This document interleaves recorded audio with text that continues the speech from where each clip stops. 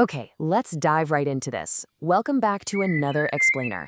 Today, we're taking a look at one of the absolute most fascinating, narratively expansive chapters in the entire Quran, Surah Al-Araf, or the Heights.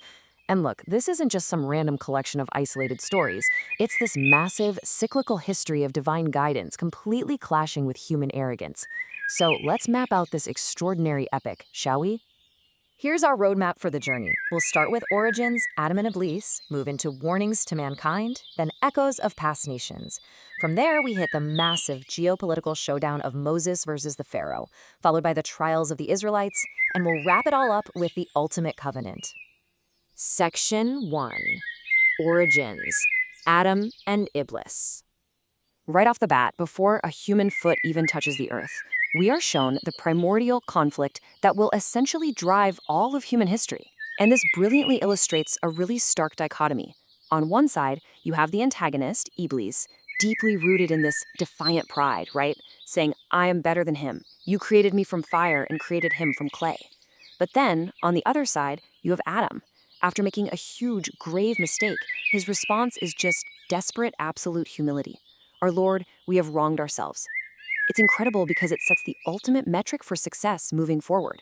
It's not about perfection, it's about exactly how you respond when you inevitably mess up. Section 2. Warnings to mankind. Taking the lessons of that very first cosmic deception, the text brings it right down to mankind's daily reality. And this actually brings us to the namesake of the entire chapter, Al-Araf, or the Heights.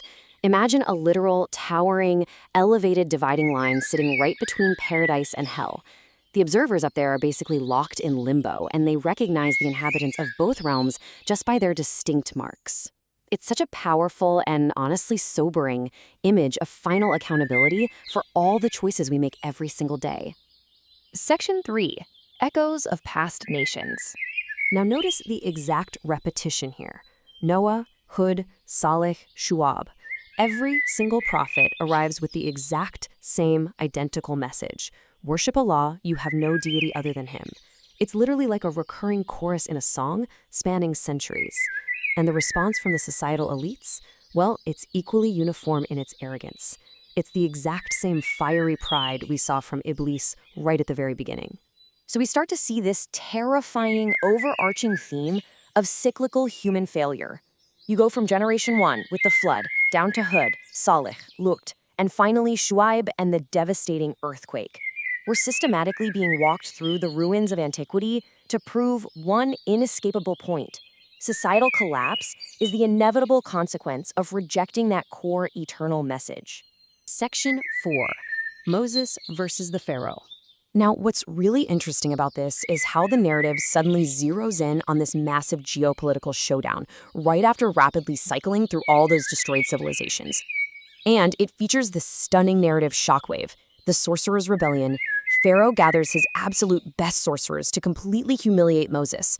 But the moment they see Moses' true signs, they instantly recognize the truth. No hesitation. They fall in submission, declaring their belief in the Lord of Moses right to Pharaoh's face. It's this breathtaking display of courage, defying threats of mass crucifixion in an absolute instant. And of course, when Pharaoh stubbornly refuses to let the Israelites go, he gets hit with a sequence of escalating divine plagues. We're talking a devastating flood, massive swarms of locusts, lice, frogs, and water completely turning to blood. These aren't just random chaotic events.